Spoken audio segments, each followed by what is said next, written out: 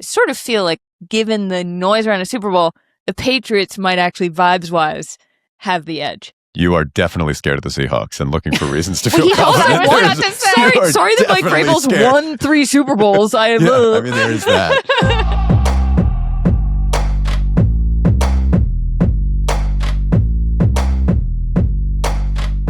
I am joined by two of the most fantastic people who speak about sports often, Madeline Hill and Charlotte Wilder. They host the Athletics Sports Gossip Show. They are both NFL fans, and one of them is very happy this week. Charlotte, I think that's you, right? Well, yes, David. Thank you for reminding me how happy I am about my Patriots playing in the Super Bowl. Do you need to be reminded? Well, every once in a while, I'll be walking around. I'm like, oh my God, they're in the Super Bowl again, and it's a beautiful moment. It doesn't feel real. No. You did, and we're gonna. I do want to play this video that you recorded of yourself right after the Pats beat the Broncos and moved on. Down, the guy couldn't get him. I can't believe it. The New England Patriots, ladies and gentlemen, are going back to the Super Bowl. You told me at the beginning of the season, I can't believe this. This is so crazy. I really can't believe. Oh, look at Vrabel. Look at Mike. Am I actually getting emotional? Drake May. So this video, Charlotte, what are we hearing? Like, you sound like this was one of the most wonderful moments of your entire life. Is that exaggerating?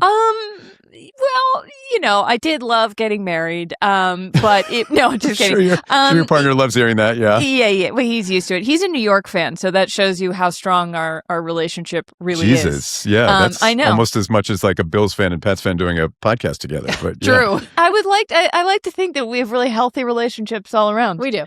But yeah, I think part of it is I was just not expecting this at all this season, for the Patriots to be good, for Drake May to have the kind of season that he's had, for the team. We talk all the time on the show about vibes. The vibes with the Patriots have just felt so good, and football is such a team sport. And I think we talk a lot on the show about how people kind of forget that at the end of the day, sports are companies, and the companies that are successful are the ones with a good culture, where people have bought into the mission, where they support, they feel supported by management, which Coach Mike Vrabel has done an amazing job. And so to see that and it feels like it's kind of saged the building of some of the weirdness of the way things ended with Tom Brady and the way Bill Belichick kind of ran the team into the ground. And it was just, I think we probably should have had to suffer for more than 5 years, but I'm happy to be back. we all, I think, kind of think that you should have suffered for longer than 5 years. Yes. But it's interesting you're saying that, because it is a reminder that sports is business. And as much as it pains me to say this, and I love an organization, the Steelers, that I think have over decades has done a pretty good job of running their business. You're saying that this speaks to the Patriots as a business. They figured out a way to find success, again, not long after you lost a future Hall of Fame coach and a future Hall of Fame quarterback. Yeah. And our show, we focus a lot on PR and also environments that people find themselves in. Yeah. Madeline, I wonder, I mean, this is the moment, and this is where I'm sure, even non-fans can relate to a very human experience. Like, you and I sit here with teams not in the Super Bowl. We are feeling a range of emotions: jealousy, resentment, bewilderment. I don't know. What is it? You had to film your friend celebrating going to a Super Bowl, which is a place that the Bills have never really found much success. No, it's like being dangled a present in front of your face and you can't quite reach it to unbox it. It is a very painful feeling. Personally, it's a painful feeling, of course, as a lifelong Bills fan.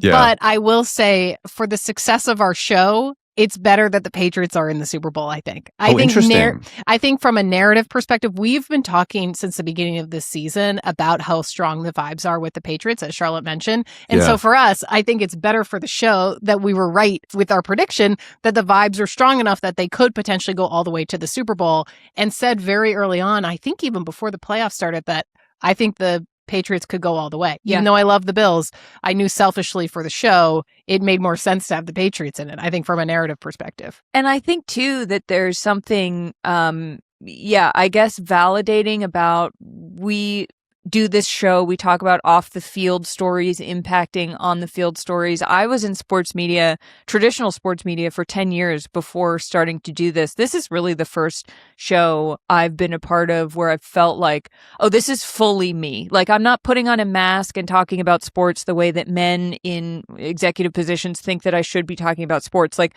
I'm talking about sports the way I talk to my best friend Madeline about sports. Like, this is just like, this is very real. And I think that our on the field, our perceptions of what we see just in body language between players, or you hear a speech, or you see Mike Vrabel offer hugs when they all come off the field. It's very validating to say, like, sure, you can analyze the stats, you can talk about whether they should have gone for 2, but at the end of the day, these are people.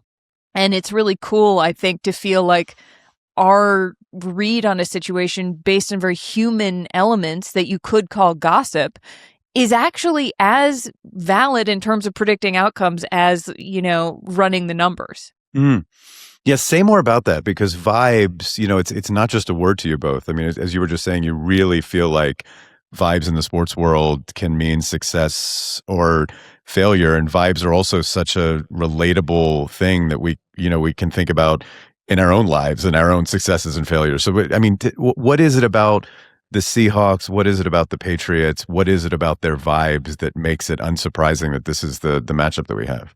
Yeah, well, I think to take a step back, something we started doing at the beginning of the season was we did weekly vibes-based predictions for NFL games. Mm-hmm. And very quickly, we realized we were getting above 500 in terms of accuracy with our predictions solely based on the vibes of the team. And I think the through line and the thing we realized was that these off-the-field storylines, and to Charlotte's point, body language, whether a coach is giving a high fives to all the players after a game, really did have an impact on the field performance. It just felt like there wasn't a space really besides our show, I think, in traditional sports media where people were giving validation to the vibes as a way to predict an outcome of a game. And so I think going into the Super Bowl, I won't speak for your Patriots. You can speak for their vibes. But I think the Seahawks also have similarly good vibes. There's really good vibes between the players. You can see after every play, they're celebrating their fan base in Seattle. Mm-hmm. I mean, just watching those games. They are wild people. Yeah. Unbelievable. It is so loud. Yeah. And it feels like those fans do not stop cheering until the game is over. Yeah. And I think that really has an impact on one of the main reasons why they're in the Super Bowl. And I also think with the quarterback like Sam Darnold, who's been discounted again and again and again, he was with the Vikings. The Vikings decided they didn't want to keep him in favor of their young guy, J.J. McCarthy.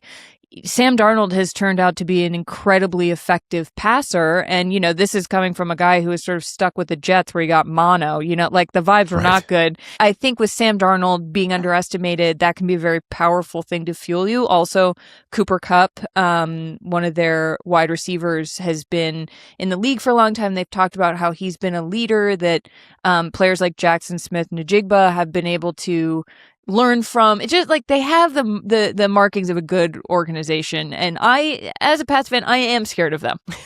I think you should be. But I mean, you're right. The vibes on both sides they really do feel special. And I guess I wonder, what should we be telling people to look for in this game when it comes to vibes? And I mean, you talk about like a head coach, like high-fiving players when they come off the field. Like what sort of things do you measure? I'm going to let Madeline speak to the specifics, but it just occurred to me that if anyone listening is having trouble identifying with what we're talking about, it's kind of like when you go to a wedding and you can tell whether this is a good idea or not. You can tell how people feel about it on either side of the aisle. You just get a feeling. If you watch enough sports, you get the wedding spidey sense. Yeah. Yes. No, that's a great analogy. Yeah. No, but I do think some things to look out for besides the high-fiving is something that we noticed at the Patriots playoff game. Who were they playing? The Chargers. The Chargers, that we attended in person. One thing we noticed was that every single play, the players on the sidelines for the Patriots were cheering on and high-fiving their teammates in the same way that I remember I used to roll my eyes when I played volleyball as a kid, when my coach would say, every play you got to cheer everyone on, high-five everyone when you get off the court. sport, it kind of is annoying, but I do think it helps a lot with vibes and momentum. Yeah. So I would say that. I think you can also tell a lot by like the eye movement of the quarterback. That sounds really specific, but something we talked about early this season was how Patrick Mahomes and Travis Kelce didn't seem to have good eye contact on the field together. Obviously, they did not end up making it in the playoffs. Yeah. And I think a lot of that had to do with just sort of off vibes, you could say, with how they were kind of looking at each other, giving glances to each other. So I certainly think that's another way. And then also how the wives and girlfriends of the players interact with each other. The Patriots in particular, their quarterback Drake May, his wife Ann Michael May, posts a lot of content, baking content. I'm sure you might have seen the Bake Miss content she did. But all of the WAGs hang out together. They play mahjong together. And I think when there's cohesion within the personal lives of these athletes, you can see that there's better vibes on the field with those players. You have to tell for people who don't know what WAGs means, because I love the term in sports. Yeah, WAGs means wives and girlfriends of professional sports players, I guess you could say. Yes. And then there's also HABs, husbands and boyfriends, which is, there we go. As women's sports, more and more people are watching. It's important that, WAGs, HABs. Yeah. Or WAGs, it depends. WAGs, HABs, HAB. Yeah. I mean, it can be, all encompassing, these terms, and important. Can you just say a little more about kind of your show? And you mentioned like coming from traditional sports journalism. I now look at the two of you as sports journalists, but who are really seeking a connection with a much bigger audience. Like what is that? Think about it, reflect on a week like this heading to the Super Bowl and sort of what that means.